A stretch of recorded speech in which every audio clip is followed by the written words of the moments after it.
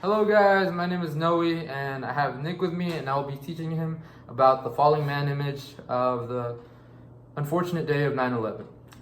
The falling man was an image taken on 9/11 by the photographer Richard Drew, who was actually taking pictures of everything that was going on. He was walking right down the street and he saw both Twin Towers in flames.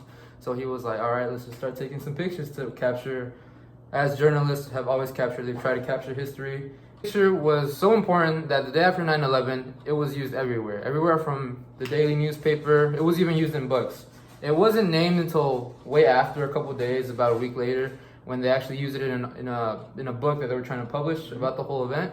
And the writer actually called it the Falling Man. The whole article was called the Falling Man, and that's where it got its name from.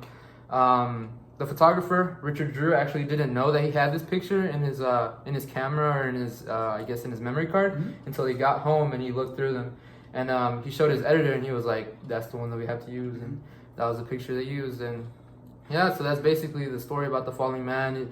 It created such an impact because people describe them as an arrow. As you can see both Twin Towers. Like you see how they're two different colors.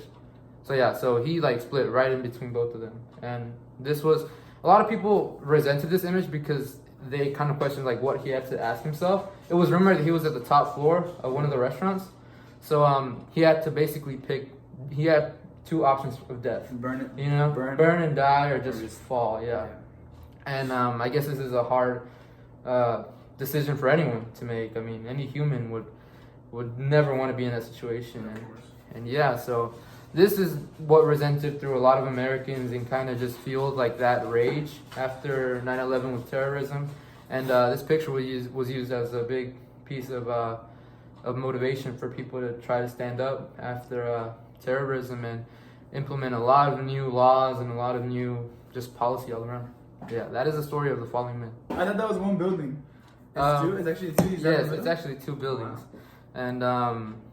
And one of the most somber pieces of the whole picture was that nobody ever knew who he was or like anything about him. Yeah, they never identified him. They just knew that it was a man who had to pick. I mean, there was a lot of pictures of people just like dropping, but this was like the most impactful because of the composition of it, and it had both buildings, and like you couldn't really tell the difference. You just know that they're two different colors, and yeah, that was like the most impactful piece. So yeah.